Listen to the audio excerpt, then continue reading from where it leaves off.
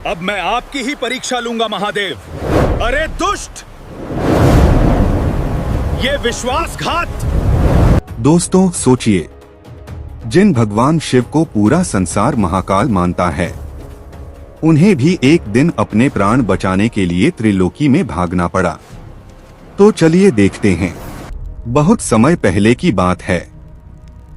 एक असुर था जिसका नाम था भस्मासुर। वह अत्यंत लालची और अहंकारी था। उसका सपना था कि वह संसार का सबसे शक्तिशाली बन जाए और देवताओं को पराजित करके त्रिलोकी पर राज करे।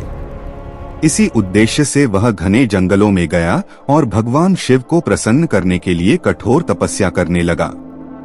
दिन बीतते गए, महीने बीत गए। भस्मासुर ने न भोजन किया, न जल पिया।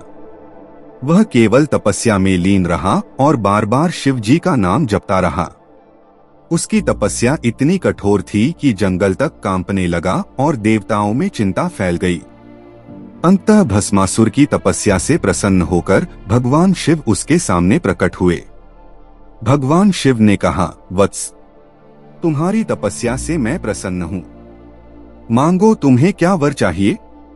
प्रभु, मुझे ऐसा वर दें कि मैं जिसके भी सिर पर हाथ रखूं, वो भस्म हो जाए।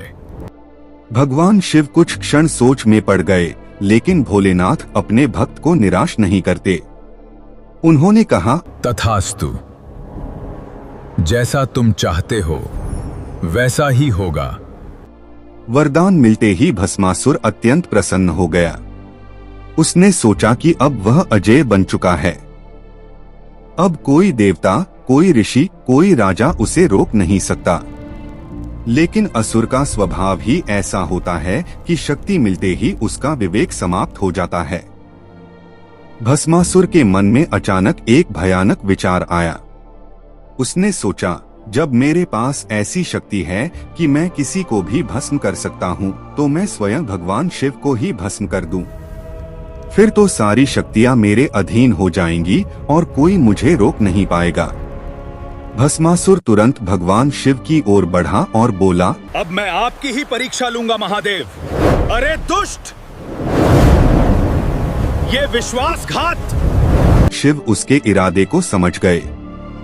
जैसे ही भस्मासुर ने शिव जी के सिर पर हाथ रखने की कोशिश की, भगवान शिव वहां से तेजी से हट गए और दौड़ पड़े।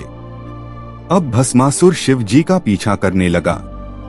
वह चिल्लाते हुए कहने लगा, रुको शिव, आज तुम बच नहीं पाओगे। मैं तुम्हें भस्म करके ही रहूंगा। भगवान शिव लगातार दौड़ते रहे और भस्मासुर उनके पीछे पीछे पागल की तरह दौड़ता रहा। पूरा त्रिलोकी भयभीत हो उठा। इस राक्षस ने तो भगवान शिव को भी भागने पर विवश कर दिया। हमें कुछ करना होगा। हम क्या कर सकते हैं? पृथ्वी पर हाहाकार मच गया।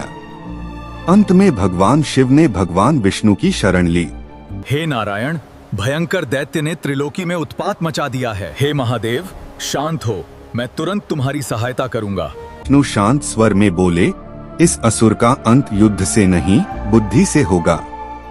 इतना कहकर भगवान विष्णु ने मोहिनी रूप धारण किया। मोहिनी का रूप अत्यंत सुंदर और आकर्षक था। जैसे ही भस्मासुर वहां पहुंचा, उसकी दृष्टि मोहिनी पर पड़ी और वह पूरी तरह मोहित हो गया। अरे, ये कौन है? इतनी अद्भुत सुंदर स्त्री मैंने आज तक कहीं नहीं देखी। भस्मासुर ने कहा, देवी, आप कौन हैं? आपका रूप इतना सुंदर है कि मैं मंत्रमुग्ध हो गया हूँ। मोहिनी मुस्कुराई और बोली, हे वीर, मैं एक साधारण नर्तकी हूँ। मुझे संगीत और नृत्य बहुत प्रिय है। तुम यहाँ इस वन में क्या कर रहे हो? मैं तुम्हारी रक्षा के लिए हूँ प्रिय। हे सुंदरी, मैं इस जगत का सबसे शक्तिशाली पुरुष हूँ। मैं तुम्हारे साथ नृत्य करना चाहता हूँ। क्या तुम मुझे सिखाओगी? हाँ हाँ, मैं तुम्हें सिखाऊंगी, आओ। मोहिनी बोली, ठीक है, लेकिन एक शर्त है। तुम जैसा मैं करूँ वैसा ही करोगे। क्या तुम्हें ये स्वीकार है? मुझे तुम्हारी हर शर्त मंजूर है।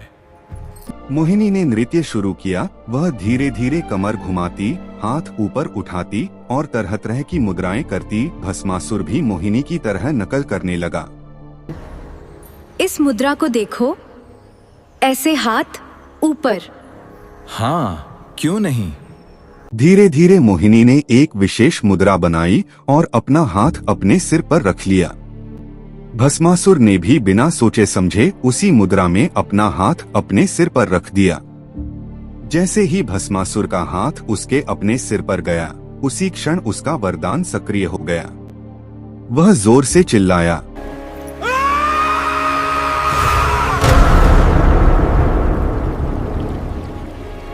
इस प्रकार भगवान विष्णु की बुद्धि और लीला से भस्मासुर का अंत हुआ और भगवान शिव सुरक्षित हो गए। देवताओं ने राहत की सांस ली और संपूर्ण त्रिलोकी में फिर से शांति स्थापित हो गई। भगवान विष्णु की लीला अपरंपार है। धन है प्रभु आप। दोस्तों, इस कथा से हमें यह शिक्षा मिलती है कि शक्ति और वरदान यदि गलत सोच वाले व्यक्ति को मिल जाए तो वह अपने ही विनाश का कारण बन जाती है। अहंकार मनुष्य को अंधा कर देता है और अंत में उसका पतन निश्चित होता है। तो दोस्तों, यह थी भस्मासुर की कथा। अगर आपको यह कहानी पसंद आई हो तो वीडियो को लाइक करें, चैनल को सब्सक्राइब करें और ऐसी ही पौराणिक कथाओं के लिए हमारे साथ जुड़े रहें। जय महादेव, जय श्री विष्णु।